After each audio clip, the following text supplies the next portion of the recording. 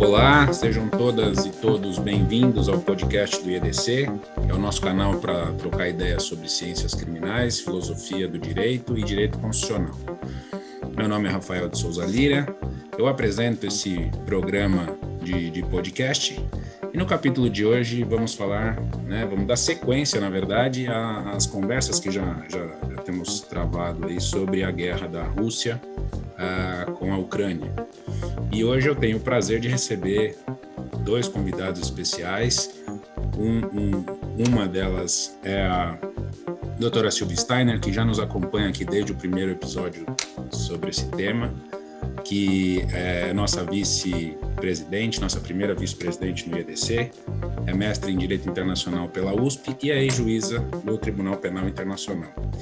Muito obrigado por ter aceito o convite, por estar colaborando absurdamente para a realização desses episódios do podcast sobre a guerra. E também temos o professor Tarcísio Dalmaso, que é assessor da Comissão de Relações Exteriores do Senado Federal, é professor de Direito Internacional da CEUB, ex-assessor jurídico da Cruz Vermelha, mestre em Relações Internacionais pela Universidade de Brasília, doutorando em Direito Internacional pela Universidade de Paris, Nanterre, e consultor legislativo no Senado Federal. É um prazer imenso recebê-lo aqui, estar com vocês dois hoje, para que a gente possa conversar sobre esse tema que eu gostaria muito de poder dizer que já acabou, mas ainda está em andamento. A gente tem uma guerra que aparentemente não mostra sinais de estar próximo do final, pelo menos é o que os jornais dizem, e, enfim, é uma pena. Mas vamos discutir um pouco a situação atual. Eu gostaria de começar pedindo para a Silvia dar um panorama sobre as investigações. Ela tem comentado sobre isso já nos outros episódios. Acho que seria um bom começo para a gente discutir aqui hoje. Pode ser, Silvia? Pode ser, sim, Rafael. Bom dia para você, bom dia para o Tarcísio. É bom que a gente, como sempre, deixa as formalidades de fora, que não tem doutor, excelência, não é verdade? É um prazer estar aqui de novo e um prazer receber o Tarcísio Dalmaso Jardim, que, no meu entendimento, é o maior especialista em direito internacional humanitário, em direito de guerra, aqui no nosso país. Então, eu acho que para o IEDC é uma honra, Tarcísio, poder contar com a sua presença. E eu, bom, como o Rafael me pede, fazer uma pequena atualização na situação da investigação dos crimes cometidos, que vêm sendo cometidos no território da Ucrânia, em especial pelas tropas russas. Eu tenho acompanhado as notícias que, eu confesso, não são tão frequentes como nós gostaríamos, mas as notícias que saem a respeito dos passos do procurador do Tribunal Penal Internacional em relação à investigação.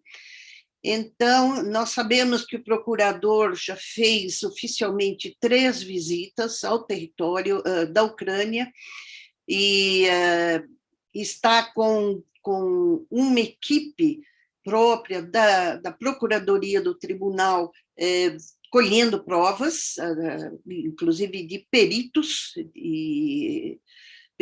em diversas áreas, na área de armamentos, há peritos para identificação de cadáveres, etc.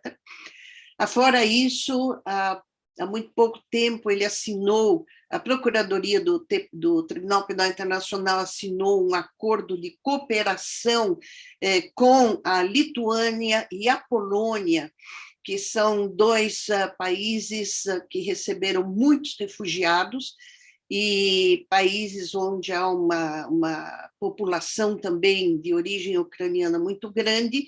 Então, esse Joint Investigative Team também está trabalhando na coleta principalmente de depoimentos de testemunhas de refugiados e colhendo provas documentais da situação dessas pessoas. Também tivemos a notícia de que o gabinete da Procuradoria está cooperando com o judiciário da Ucrânia a fim de levar a julgamento alguns casos de crimes de guerra, e aqui fazendo uma ressalva que o Tribunal Penal Internacional é complementar à jurisdição interna dos estados. Então, essa cooperação com as autoridades judiciais ucranianas é muito importante. Mas ela é importante na medida que o Estado tem que se capacitar para julgamento, mas julgamento de soldados, vamos dizer, de militares de uma patente mais baixa, porque eventualmente se inicia um processo no Tribunal Penal Internacional, não vai ser para julgar os oficiais de baixa patente, e sim apenas os maiores responsáveis pelos crimes que estejam ocorrendo. Então, é importante capacitar o judiciário interno da Ucrânia, e isso tem sido feito. Alguns julgamentos por crimes de guerra já têm sido levados a efeito. E, por fim, a última declaração da Procuradoria foi no sentido de que já havia ele fez uma visita a vários lugares, mas que especialmente em Kharkiv já haviam sido descobertas algumas fossas comuns e também a presença de resíduos de armas de fragmentação, que são armas proibidas, de uso proibido. Então, o que, vamos dizer, em princípio, já apontaria para a prática de crimes de guerra. Fora a situação também em Bucha, ele esteve em Bucha, onde foram verificados a existência de cadáveres da população civil, então desmentida aquela fake news de que era apenas uma montagem cinematográfica para as mídias. Então, nós estamos verificando que sim, que já há algumas provas razoáveis para que configuram os crimes de guerra. Mas eu acho que, nesse sentido, ninguém melhor que o professor Tarcísio para nos explicar, vamos dizer, dentro desse cenário, quais os crimes de guerra que a gente já poderia, em tese, pelas notícias que nos chegam, definir como praticados, não é? Então, Silvia, você... Bom, inicialmente é um prazer, né, estar falando aqui contigo, uma amiga, uma profunda amiga, eu diria, não falar antiga, né, mas profunda amiga, e prazer também em ser intermediado aí pelo Rafael. E sobre um assunto que, de fato, é um assunto que a cada dia nos traz uma porção de tristeza, e a verificação de que esses crimes, que são os crimes mais graves pontuados pelo direito internacional, estão ocorrendo no nosso dia a dia, e com uma diversidade enorme, né?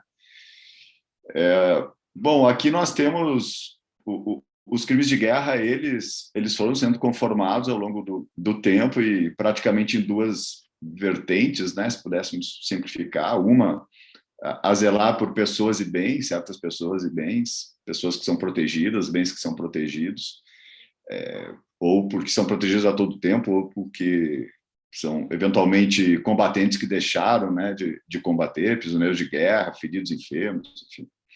E outra é justamente a produção de armas, né, como você se referiu. E nós podemos começar aqui justamente pelas armas de fragmentação, começar o nosso debate sobre armas de fragmentação. Essas armas, elas vêm sendo banidas com certo consenso, né, pelo pessoal humanitário, que deveriam ser banidas. Há um tratado específico, né, E aí eu diria que ele não é um tratado universalmente ratificado. O Brasil, por exemplo, ele fabrica esse tipo de armas. É preciso também colocarmos aqui o nosso trazer né, a nossa responsabilidade. O Brasil ele defende, né, o uso desse tipo de armas. E esse tipo de armas ele é de difícil defesa. No sentido de uma arma possível de ser permitida. Por quê? Porque, invariavelmente, ele vai ter o uso indiscriminado. Ele não conseguirá separar, né, o alvo de um objetivo militar, ou, eventualmente, até mesmo, em termos de pessoas, se seriam destinados a combatentes ou pessoas protegidas, né? É impossível, porque são armas que são, né, bom, pode ser via granada, via bomba, via o dispositivo ele é variado, mas ele dispersa. Imagine uma bomba que dispersa uma série de submunições, e são submunições de um tamanho considerável, né? Que elas se espalham e até mesmo viram como se fossem minas antipessoais, porque o índice de não detonação, Silvia, dessas armas, isso aí, há levantamentos desde o seu... Bom, quando que começou a ser usada? A Alemanha usou na Segunda Guerra Mundial, né? As chamadas bombas borboletas, mas houve uma intensificação do uso desse tipo de armas a partir da década de 60 e tal. E é justamente a partir da década de 60 que nós temos um levantamento mais preciso disso, né? E a variação de não detonação dessas submunições, elas vão de 30% a 40%. Então, esses objetos não detonados se espalham também e viram como se fossem minas antipessoal. E a incidência ao longo dos anos de quem atinge, de quem a cluster, né, bombs ou a arma de fragmentação atinge, é majoritariamente de civis. Mas, assim, são percentuais desse estudo que foi feito nos anos 60 de 90 e tantos % das vítimas da arma de fragmentação são civis. Não só no ato, né, porque vira uma chuva de submunições, mas ao longo dos anos. Então, você tem, recentemente, né, nós que acompanhamos no mundo, né, os conflitos armados, recentemente houve uma detonação no Laos, no antigo conflito do Laos, houve uma detonação recentemente por uma arma dessa de fragmentação. Então, essas armas são, de fato, deveriam ser banidas e jamais, né, permitidas. Além disso, tem outro crime de guerra, né, que é o ataque a cidades, a populações, enfim, e é o que está sendo feito no caso de Kharkiv. As imagens, inclusive, são evidentes, né? Então, esse é um crime de guerra, me parece bem identificado, e acredito que... Foi. Silvia, seu microfone está fechado. Tarcísio, me desculpa interromper, mas é que um assunto vai puxando o outro. Você falou agora sobre os ataques destrutivos em Kharkiv, e nós tivemos, evidentemente, nós estamos também numa guerra de propaganda, no meio de uma guerra de propaganda, em que cada um dos lados, vamos dizer, defende a sua versão. Mas a escusa dada pelas fontes oficiais, entre aspas, de comunicação da Rússia, dizem que vários prédios, em tese protegidos, foram atingidos porque os combatentes estavam se escondendo nesses prédios. Nessa hipótese, por exemplo, nós temos bens protegidos, uma escola, maternidade, um hospital, um templo. Qual é a situação jurídica desses bens se eles são ocupados por combatentes? De fato, essa é uma das defesas jurídicas, né, mais utilizadas. Se utiliza muito essa defesa para dizer que o alvo é legítimo, né, que o objetivo militar é legítimo. Então, de fato, alguns, né, bens deixam de ser protegidos caso ele seja destinado, teoricamente ele é protegido, mas ele é destinado para uma finalidade militar. Ele vira, vamos supor, um museu, na realidade, ele deixa de ser um museu, ele é um depositório de munições, uma casa ou um bairro civil, ele, na realidade, está sendo utilizado por uma base, se transforma numa base militar disfarçada, né? E aí, muitas vezes, se inverte, né, o crime. Existe o crime do escudo humano, né, Eu que ia mencionar justamente... exatamente isso agora. Você inverte quem comete o crime é o outro, né? Então, ao invés de serem os russos que estariam cometendo o crime de guerra, passariam a ser os ucranianos, porque estão fazendo de sua própria população um escudo humano para a defesa militar. É um argumento jurídico, digamos, um argumento jurídico cilada, né? Mas então que fica na dependência exatamente das provas. Não, tem que investigar, tem que investigar.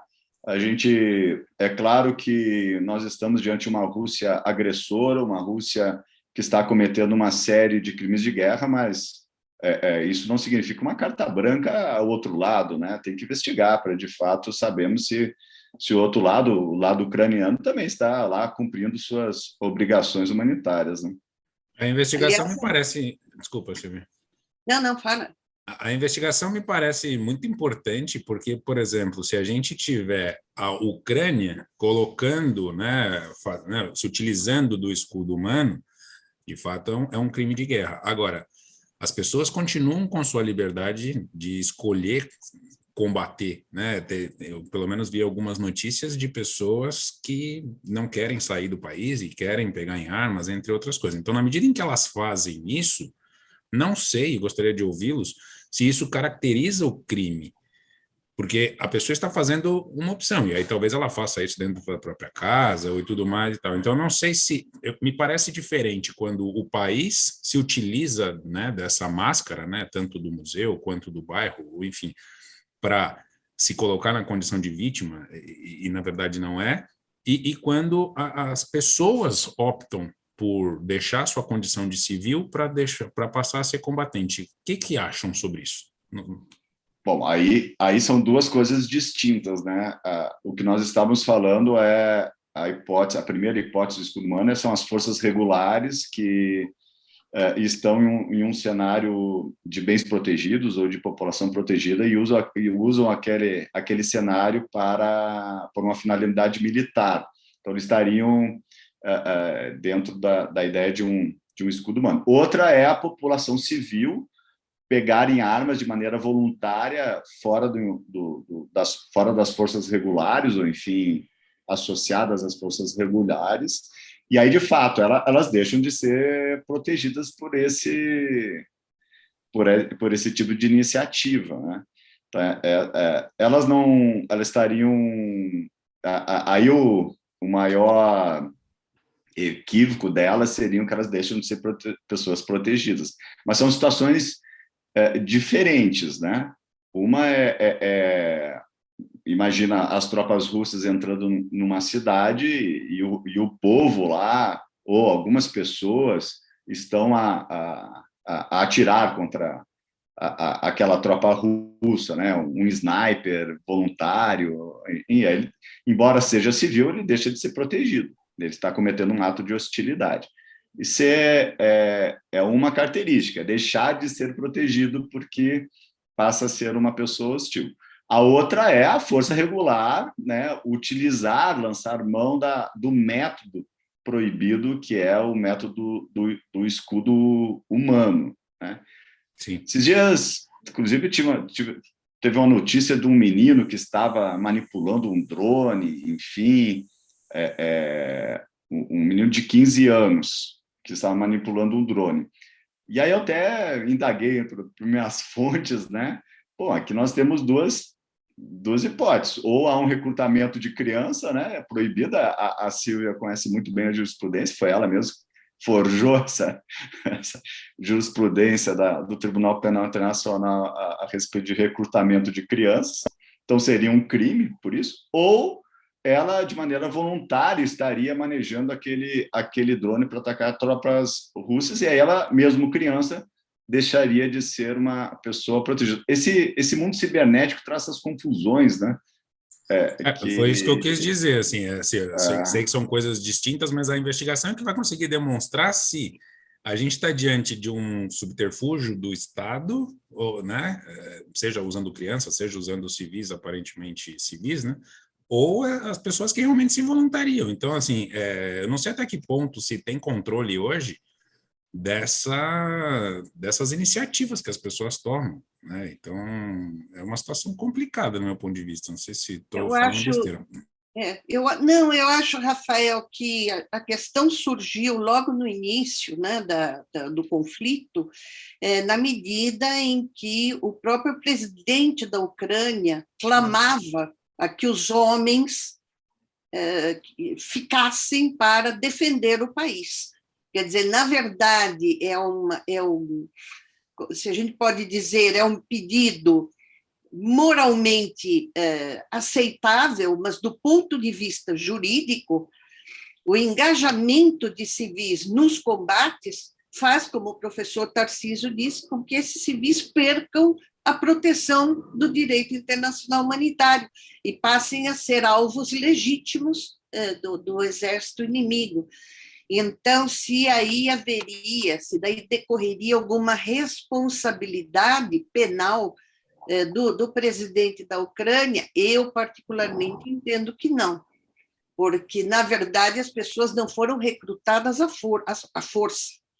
Essas pessoas, esses homens que resolveram ficar e pegarem armas, eles se alistaram voluntariamente, então, com consciência, vamos dizer, de que é um alistamento voluntário. Se fosse forçado, por exemplo, colocar os prisioneiros de uma prisão para lutar, aí nós poderíamos discutir que esses prisioneiros eram protegidos e não podiam ter perdido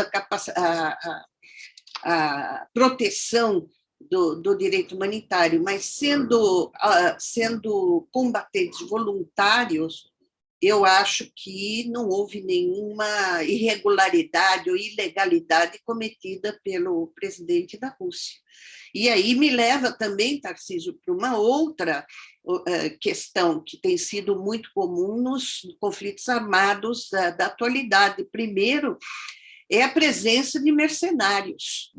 E hoje, em muitos conflitos armados, esses mercenários, eles não gostam de ser chamados de mercenários, são as tais empresas de segurança, e que atuam de uma forma totalmente impune e transgridem todas as regras do direito de guerra, do direito humanitário, e não respondem a ninguém, que não se pode nem responsabilizar o chefe de Estado ou comandante das Forças Armadas, porque esses grupos de mercenários modernos, que se intitulam empresas privadas de segurança, estão atuando na maior parte dos conflitos armados da atualidade.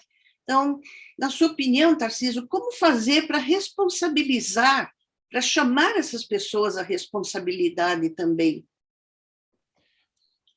Esse é um tema, realmente é um tema bem atual. A ideia de mercenário no sentido de repulsa, né, do direito internacional humanitário, ele é relativamente recente, porque nós estamos aqui, primeira vez que tivemos uma normativa mais clara foi em 77, né, no protocolo 1 de 77. Antes disso, imagina a longa trajetória, nós estamos falando de centenas de anos, né? Se pegarmos os costumes internacionais, a ideia de mercenário ela era admitida, né? Ao longo dessas guerras todas. E em 77, por conta dos conflitos africanos, sobretudo, ela passa a ser banida. Inclusive, contudo, você veja lá, o Tribunal Penal Internacional, lá no Estatuto de Roma, O protocolo 1, ele não se tipificou todos os crimes do protocolo 1 de 77, teve não só esse, mas também o da demora de repatriação de prisioneiros de guerra, enfim. Então, o protocolo 1 ele não é de um consenso totalmente universal, né?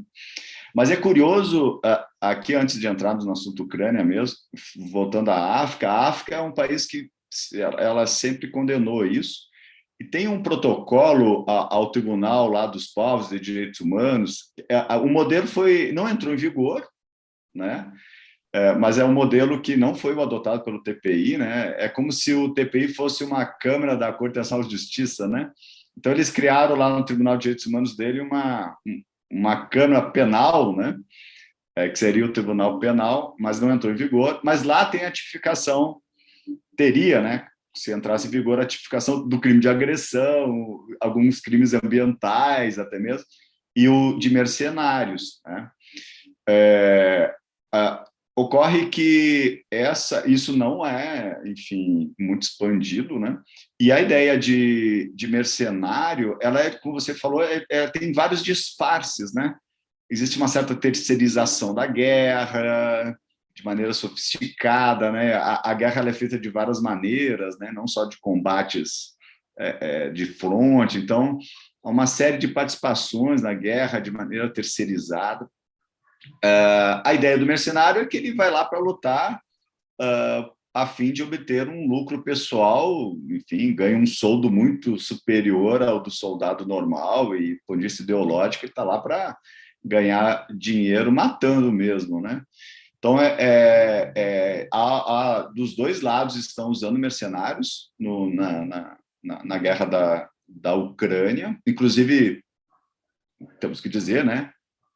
Alguns brasileiros, inclusive um deles morreu recentemente, enfim, estava lá, estariam sendo devidamente incorporados nas forças regulares, ou estão recebendo a notícia de que, de fato, são mercenários, que estariam recebendo realmente dinheiro para estar lutando, né? E isso, de fato, é algo que o direito internacional, né, meio que titubeia.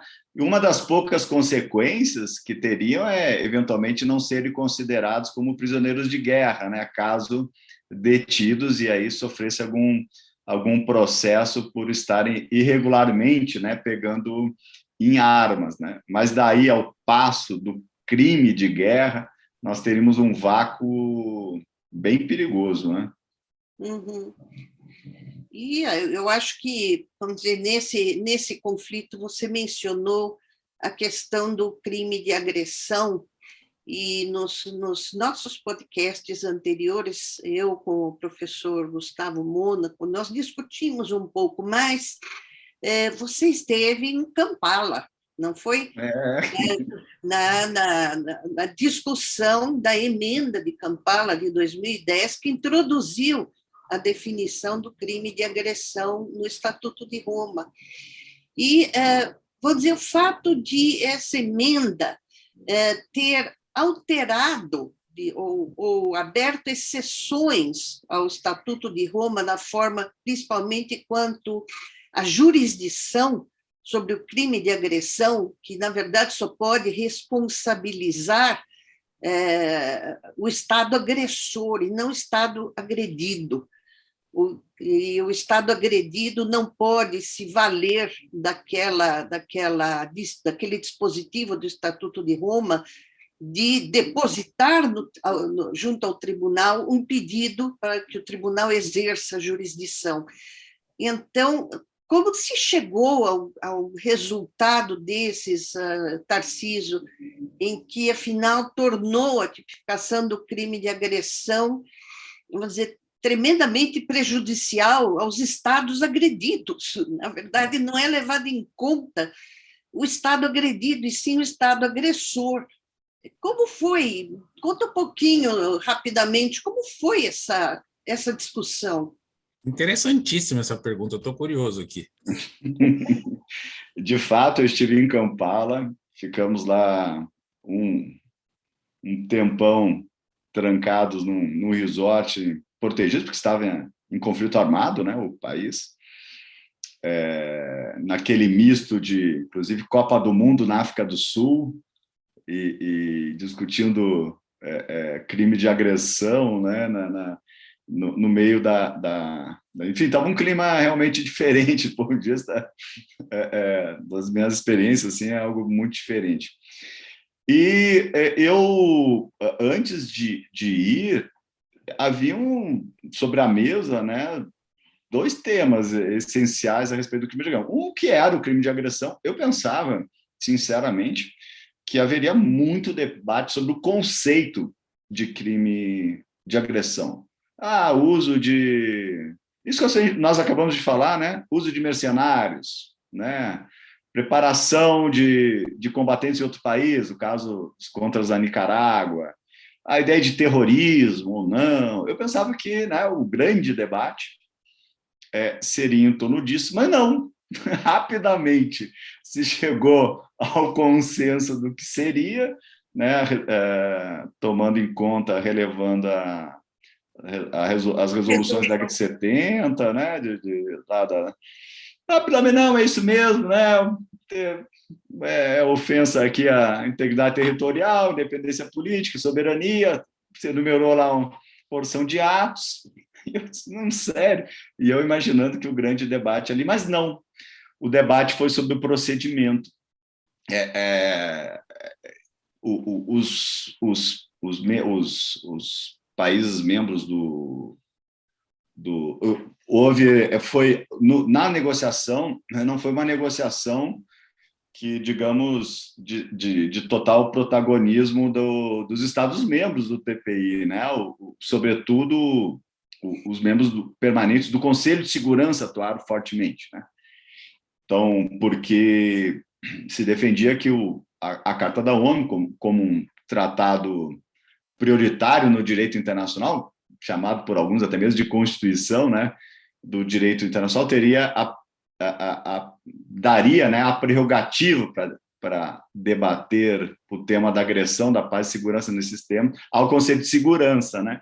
Então, os 5 permanentes atuaram fortemente lá. Sinceramente, pensava eu que não iríamos chegar a um termo, né?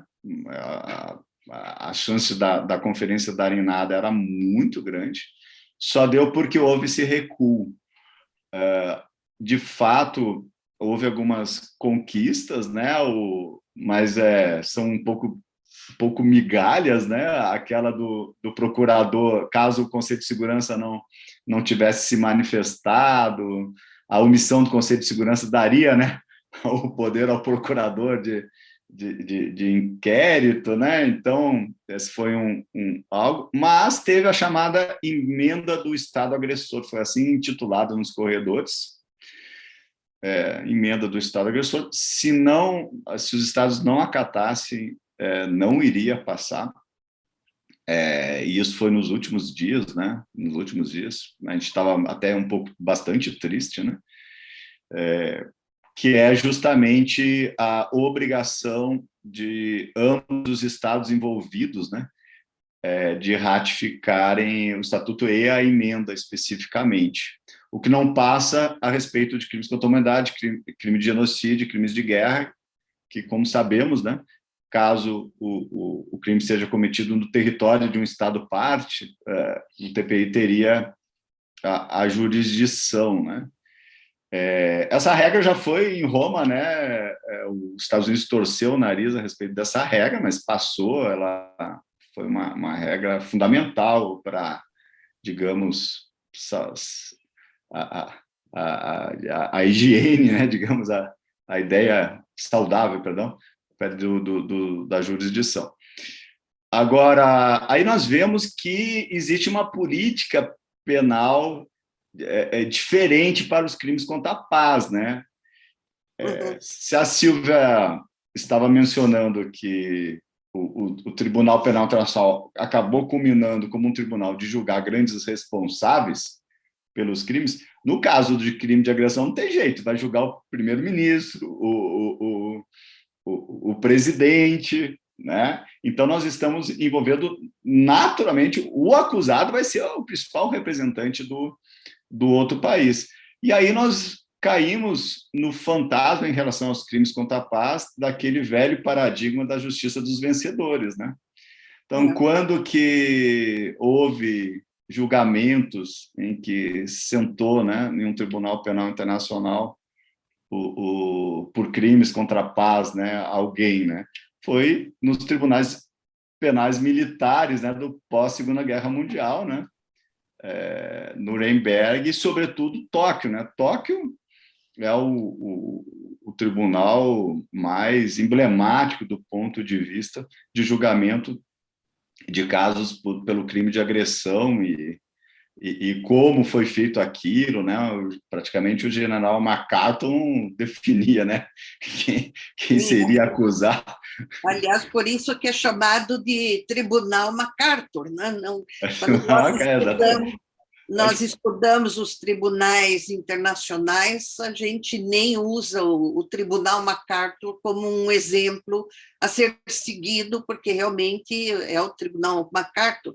Agora, Tarcísio, dentro vamos dizer, a gente vê uma dissociação entre a definição do crime de agressão e a possibilidade do exercício de jurisdição sobre esse crime de agressão, porque eu não sei se a sua opinião é a mesma que a minha, mas evidentemente, pela segunda vez, a Rússia comete um crime de agressão, a primeira vez em relação à Crimeia e agora em relação à Ucrânia. Quer dizer, todos os requisitos previstos na definição do Estatuto de Roma e na resolução das Nações Unidas indicam que houve o cometimento de crime de agressão.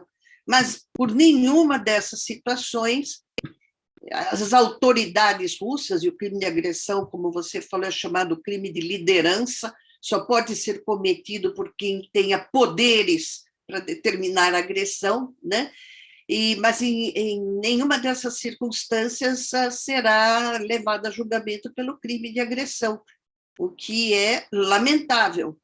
E eu não sei se nesse caso seria eventualmente justificável o exercício da jurisdição universal. Eu acho difícil, mas eu não acho impossível. E eu gostaria de saber qual a sua opinião sobre isso. O outro tema, você tem toda a razão, tanto a Crimeia quanto agora, a Rússia dobrou o seu crime de agressão, né? Como ela duplicou o seu crime de agressão, até vou fazer uma referência ao meu orientador de doutorado, o professor Alain Pelé, que era advogado da Rússia na Crimeia, mas diante da segunda agressão até mesmo declinou desse mandato, porque não realmente, em nome dos valores que se defende, né, atualmente, a paz, enfim, ele teve esse ato, enfim, de nobreza, né, e é uma das pessoas que mais entende de responsabilidade internacional.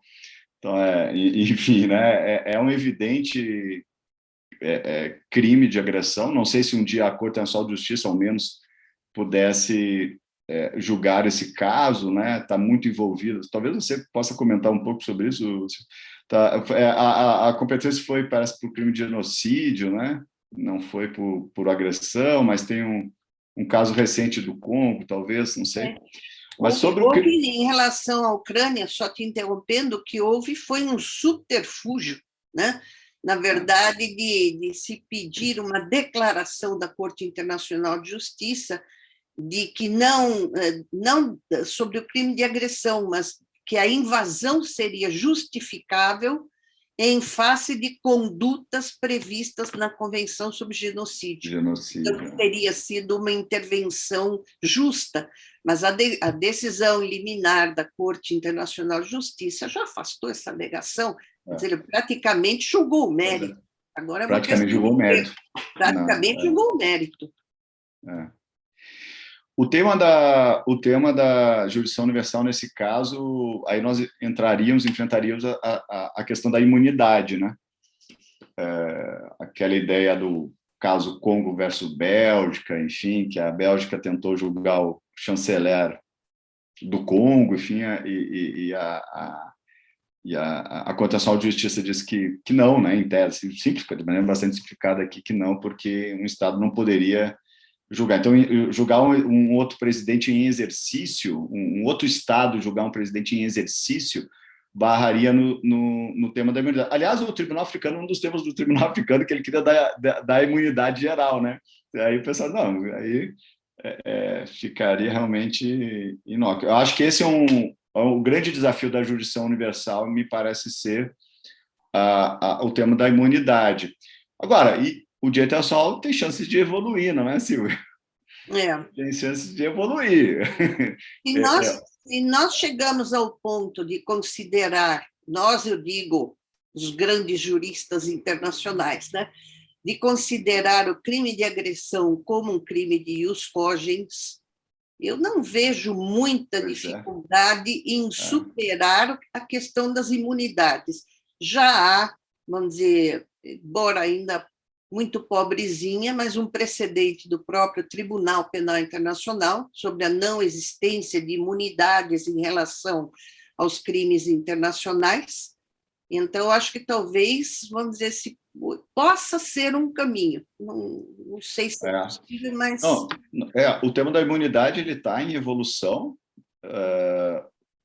Semana mesmo li um artigo aqui a respeito do Brasil, né? O Brasil houve uma virada de jurisprudência na parte civil a respeito das imunidades de Estado. No caso, foi a respeito de atos ainda da Segunda Guerra Mundial, cometidos pela Alemanha, aqui na costa brasileira.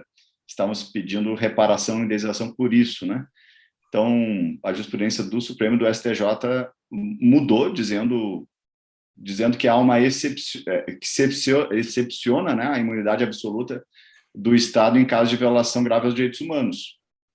Isso é muito recente, né, aqui no Brasil, né, no mundo, outros países, isso é muito mais avançado, né?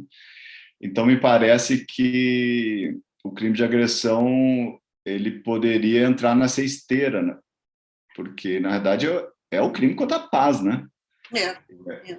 É um valor absoluto do direito internacional. A paz, a guerra foi banida, né, como forma legítima de solução de controvérsia. Nós não chamamos mais de direito da guerra, inclusive, isso é um equívoco, né? Porque a guerra é em si proibida, né? Então, a possibilidade dessa evolução, sim. Espero viver para presenciar essa possibilidade, Silvia.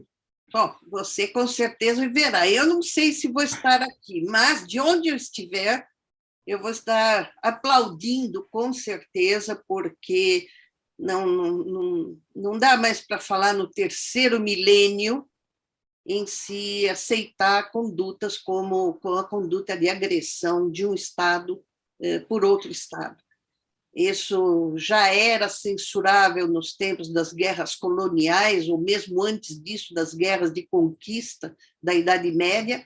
Agora, no terceiro milênio, realmente, eu não vejo como se possa justificar, né? Não tenho a menor dúvida. E eu teria uma última pergunta, eu já vejo pelo nosso mediador que o tempo está se esgotando, mas você que é tão melhor informado do que eu em todas essas áreas do direito internacional, como está a situação da Convenção contra o uso de armas atômicas ou ameaça de uso, armazenamento, porque essa tem sido uma ameaça e uma chantagem constante da Rússia no sentido de impedir que outros estados intervenham na guerra da Ucrânia. Então, como está isso? Primeiro, uma correção, eu não sou melhor informado que Vossa Excelência. Mas, a respeito disso, isso é algo que nós estamos presenciando ainda em vida, uma evolução, e tínhamos a sombra sempre daquele parecer de 96, salvo engano, da Corte Internacional de Justiça, dizendo que não pode, a Corte Internacional de Justiça, de um lado, diz, não pode usar arma, ameaçar ou usar arma nuclear se isso tem o potencial de violar o direito internacional humanitário. Eu cara, com minha humildade, eu nunca vislumbrei alguma hipótese de usar arma nuclear sem violar o direito internacional humanitário, mas, enfim.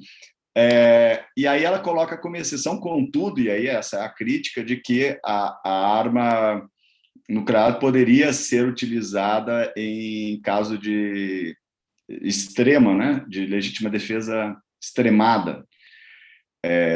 O que se quer nesse caso é o caso da Rússia, né? Porque a Rússia está agredindo, ela não está. Então, né, nem nesse caso ela poderia se resgatar dessa doutrina lá da Corte Internacional de Justiça. Mas aí se evoluiu, né? E nós temos o tratado, ainda não amplamente ratificado, de banimento, de fato, saímos daquela cilada da não proliferação da proibição. Só de sair normativamente disso, me parece que é um grande passo para o direito internacional, né? O tratado está em vigor já ou ainda não? Já está em vigor. Uhum. Então, mas claro, depende da ratificação. Se estamos falando do Estado agressor, nós sabemos também que quem detém arma nuclear são poucos, né? E não vão ratificar a convenção. Aí, mais uma vez, nós teremos, então, num futuro, espero que muito distante, discutir responsabilidade pela utilização de armas nucleares com base em infração de norma de ius cogens ou do direito costumeiro. Tem que ser. Que seja, né? Também é isso. Muito bom. Olha, eu só queria registrar que eu estou quietinho. Só para dizer precisamente, para dizer quão novo é o tema, ele entrou em vigor em janeiro do ano passado, Silvia. Então. 2021. Eu não tinha ainda atualizado essa informação. O Tratado sobre a Proibição de Armas Nucleares. Eu acho, é um grande marco. Nós passamos a vida inteira, né, estudando a não proliferação, né? Então, temos um tratado de proibição, realmente é um grande marco. E entrou em vigor o ano passado, então é novinho. Novinho em folha. Muito bom. Diga. Olha, eu estava quietinho aqui porque estou anotando as coisas. Essa aula de hoje está muito boa. E, de fato, não consegui tirar aqui os olhos da discussão aqui. Enfim, acho que o pessoal deve estar gostando bastante, quem nos ouve aqui. Acho que essa sequência de podcasts, né, de episódios sobre a guerra tá fantástica. Queria aproveitar aqui mais uma vez para agradecer a participação do Tarcísio e da Silvia. A Silvia, ela já faz parte dessa série de podcasts e ela já toca isso de uma forma brilhante. Eu fico aqui só admirando e agradecido. Então é isso. Olha só, a gente está caminhando aqui, infelizmente, para o final e antes de passar a palavra para que façam as considerações finais, queria saber se podem comentar, ainda que rapidamente, sobre as sanções que têm sido editadas aí, principalmente essas ameaças que surgem depois, né? Temos esse episódio recente, né, envolvendo a Lituânia. Não sei, mas assim, ouvindo, né, a discussão de hoje, principalmente esses pontos, né, que a gente porque precisa da ratificação dos estados que dependem, né, que têm aí as armas nucleares ou que, de certa forma, não têm interesse em aderir a essas regras internacionais, me parece que as sanções é a única coisa que sobra. Não sei se vejo de uma forma amadora ou não, mas, assim, querendo ou não, é onde a gente consegue minimamente travar as operações dos estados agressores, né, da Rússia em especial. Então, se puderem comentar um pouco sobre isso, não sei se querem falar especificamente sobre a conduta da Lituânia, né, que de certa forma envolve ali uma ameaça maior porque tem a OTAN e, enfim, não sei se isso chega a parar a Rússia, mas seria bom ouvi-los sobre isso, se Bom, puderem comentar. da minha parte, eu entendo que essas sanções são válidas, são legítimas, e eu acho que atendem às diretivas da própria Carta da ONU, que coloca, vamos dizer, nos estados como obrigação de buscar por todos os meios a solução pacífica de controvérsias.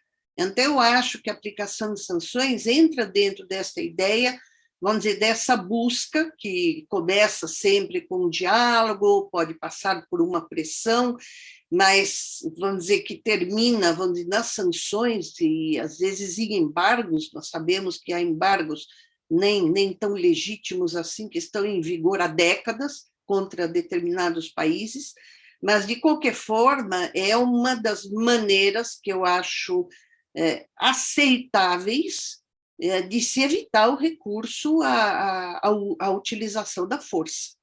Então, eu não vejo propriamente ilegalidade. E quando nós vemos um país agressor ameaçar outro país, nós temos que ver também que isso faz parte deste jogo, um pouco de jogo de cena, vamos dizer, pelo menos em princípio, não me parece que seja uma ameaça essa contra a Lituânia, uma ameaça que vai levar à deflagração da Terceira Guerra Mundial. Não digo que seja impossível, mas eu penso que seja pouco provável. Eu não sei se o Tarcísio concorda com essa minha opinião, que é só uma opinião. Não, você nunca dá só uma opinião, Silvia. De fato, né, há muitas sanções unilaterais que são banidas pelo direito internacional, que replicam as antigas represálias, né? Só que nesse caso é um caso, concordo com a Silvia, diferente. Primeiro porque houve, inclusive, o reconhecimento coletivo da agressão pela Assembleia Geral das Nações Unidas. Então, não é o fato envolvendo não é um fato controverso a esse ponto, né? O fato, nós sabemos que, diante a paralisia do Conselho de Segurança das Nações Unidas, né? Paralisia por quê? Porque a Rússia tem o direito a veto lá, né? A Assembleia tem, sim, a possibilidade, e até é mais legítima para isso, né? Tem a possibilidade e até tem grande legitimidade para versar sobre questões de segurança e paz. E ela se manifestou de maneira inequívoca, né, quanto à agressão e à soberania do Estado ucraniano, inclusive sobre o leste, aquele argumento de que o leste tem que ficar independente. Sobre tudo isso já está posto pela Assembleia Geral das Nações Unidas, e a Carta, como a Silvia falou, dá não só o direito, mas o dever, né, dos Estados. Estamos diante o dever dos Estados de atuar dessa maneira. E é interessante que o mundo privado, né, acho que talvez esse é um conteúdo diferente, né, hoje esse envolvimento do mundo privado em sancionar também é algo a ser bastante estudado. Então, eu concordo contigo que há, nesse caso, sim, uma legitimidade do uso dessas sanções e passa a ser aí uma alternativa. Sobre a Terceira Guerra Mundial, de fato, se colocada nesse patamar, né, de envolvimento de alguns países a União Europeia ou a OTAN, ele seria praticamente autodestrutivo. Então, a princípio, existe uma racionalidade de dissuasão de que ela não ocorreria por essa mera adesão. Concordo contigo, que seria realmente surpreendente, embora, claro, não somos aqui videntes, né, que isso acontecesse, né? Então, me parece que também acho que eu não sei se a gente também dá uma opinião do que a gente deseja às vezes, né? Então, eu evidentemente desejo que essa liberdade de um Estado aderir a tal ou qual organização não culmine numa escalada, né, de de conflito para além do território ucraniano. Olha, você tocou bem aí. A gente prevê o que a gente deseja, né? E eu espero muito que a gente não tenha um cenário tão drástico pela frente. Bom, eu tenho essa função chata de controlar o tempo e, de fato, chegamos aqui ao final. Eu gostaria muito de agradecê-los, faço isso em nome da diretoria do EDC, por dividirem o tempo de vocês aqui, por doarem conhecimento, né, contribuírem para esse projeto dos podcasts, em especial essa série que a gente está fazendo, né, de cobertura sobre a guerra envolvendo a Rússia e a Ucrânia. Tenho certeza que quem nos ouve cresceu, né, em termos de conhecimento. Acredito que vá, né, fomentar aí bastante discussão. Eu mesmo estou muito feliz de ter participado na condição de mediador aqui, que ficou mais próximo de um espectador do que de qualquer mediação. Deixo o canal aberto, Tarcísio, para que volte sempre que quiser. Foi impressionante a grandeza da sua participação, e não falo isso para puxar saco, não, falo de verdade. E é isso, Silvia, muitíssimo obrigado, sua participação é sempre agradável e rica, né? Você já faz parte aqui do nosso programa sempre. Se quiserem fazer as últimas falas, eu agradeço. Bom, Quem vai fazer a última fala vai ser a Silvia, então eu me atravessei aqui logo para dizer que muito obrigado pelo convite. Para mim, eu realmente sou amigo mesmo da Silvia, um admirador, né? Eu acho que esse talvez seja um privilégio raro, né? Ser amigo / admirador não é simples isso. Então, muito obrigado pela não só a honra, mas felicidade, né, de participar desse diálogo e, claro, sempre disponível para futuros. Bom, e eu, como tenho a última palavra, também agradecendo primeiramente ao Rafael, como nosso mediador de todos os podcasts do Instituto Eduardo Correia.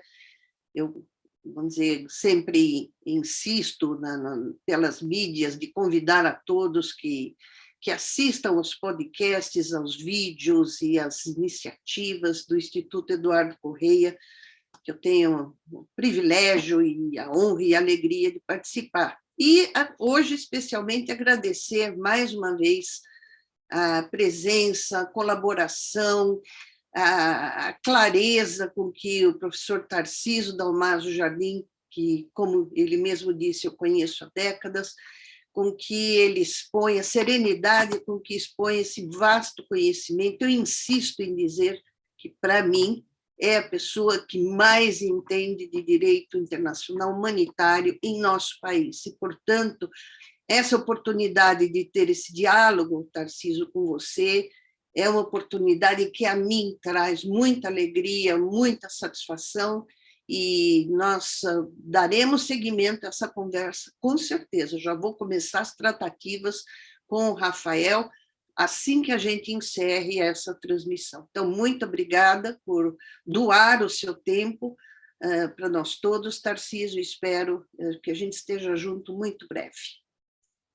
Silvia, estou à disposição aqui, como sempre. E agora, me dirigindo às pessoas que nos ouvem, não posso deixar de pedir, né, fazer a nossa propaganda aqui, de pedir que se inscrevam nos nossos canais. A gente está disponível aí nas principais plataformas de podcast.